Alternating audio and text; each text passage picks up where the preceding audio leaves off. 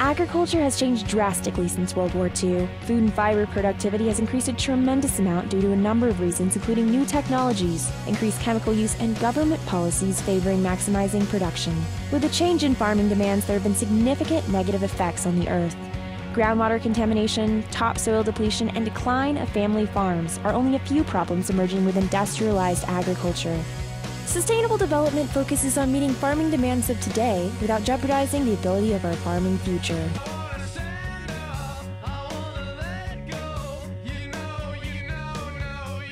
Stop.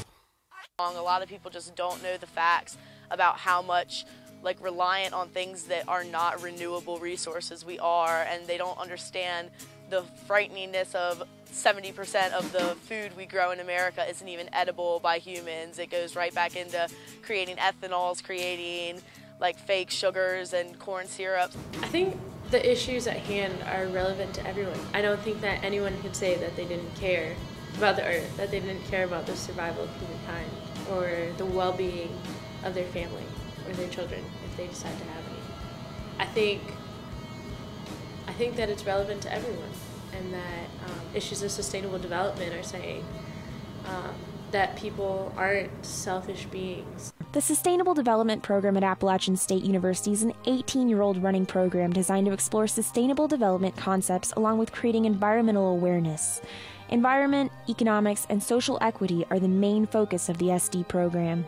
I think the biggest problem that I run into just with students or just in line at the grocery store or fair, it's just people saying, well, I buy organic and local and I ride a bike to school, so good job, Michelle, and just pat themselves on the back and really don't look at the deeper issues of we're not just consumers, we're activists. And I think that that's really important to bring up, that it's all well and good that you buy organic and you buy local, but being sustainable is much more than just a label that you can get because of what you buy. It's what you do. It's what you are. In 2001, the SD program began using a farm in Valley Cruces for courses, research, and community activities. The farm is used to educate students in agroecology, agroforestry, and sustainable farming practices. We're becoming reliant on chemicals, fertilizers, and pesticides just to grow our crops. So once the nutrients in the soils are gone, there is no replenishing them. It takes so long for those nutrients to come back on their own. So sustainable agriculture is really important in today's world just because we are running out of the nutrients in the soil that we need to grow our food. And once we become completely reliable on those chemicals, there's going to be no escaping that.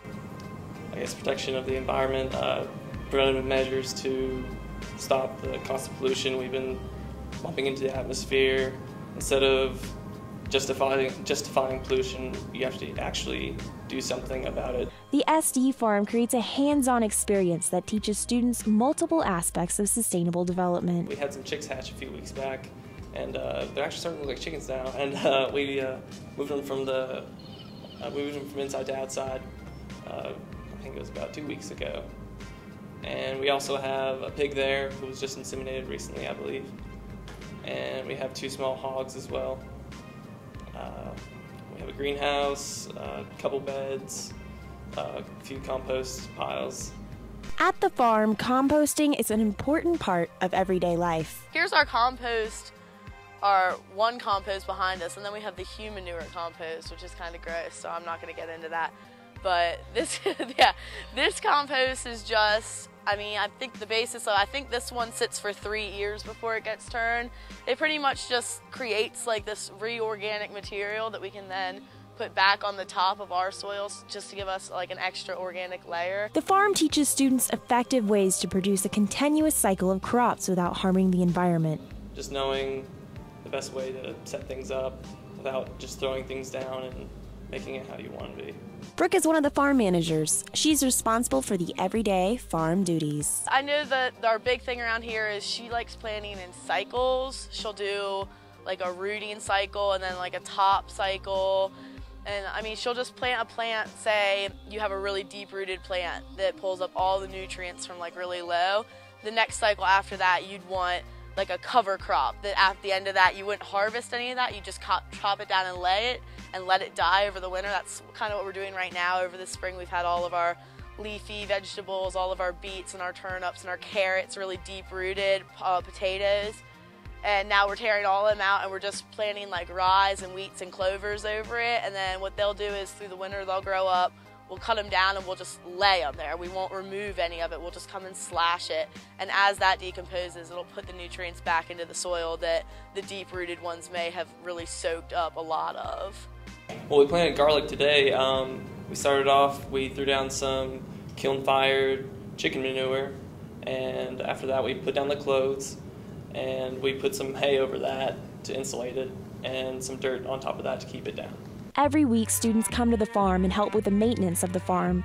The ASU farm encourages all members of the community to come out and help as well. Even if you cannot lend a helping hand at the SD farm, there are other ways to support sustainable development and the protection of the environment. Some people find living sustainably also has personal advantages as well. I think one of the easiest things to do and most rewarding would be keeping a garden. Because you see the benefits of something, you see the fruit of your labor, you see how your work is paid off. And I think that that's really important because you see the fruits of your labor, you know where your food is coming from, you start caring about the health of the soil, and you wonder, well, I wonder who else, what they do to doctor their soil, or start keeping a compost pile to add to that garden. And it's a really valuable thing when you can go to your neighbor and say, hey, I picked these apples out of my garden and I want to give them to you. It's, or this is the first tomato. That's what I gave my uncle as a birthday present, was the first tomato out of my garden. There are many ways to get involved and become informed on sustainable development. Get informed if you're interested in sustainable agriculture and things like that. With such active young adults supporting sustainable development, one can only hope for a bright and prosperous future. Well, I hope it grows, and I hope it comes on a larger scale, because industrial agriculture is just doing horrible things to the environment. I just hope one day more funding and more people switch over to sustainable agriculture, cut back on pollution. You have to have the right attitude. You have to realize that how things are going now aren't necessarily the most sustainable or clean or healthy. Our problems of like having a paper due in the morning or something like that, not that it's unimportant, but that it's minimal in the bigger scheme of things. Somewhere out in Appalachia, that's where I first went after the dream to make it on the mound. I'm going to tag my friend that works at Woodlands in it too. Someone told me you could buy many things just by picking guitar strings. I set out to bring it all back.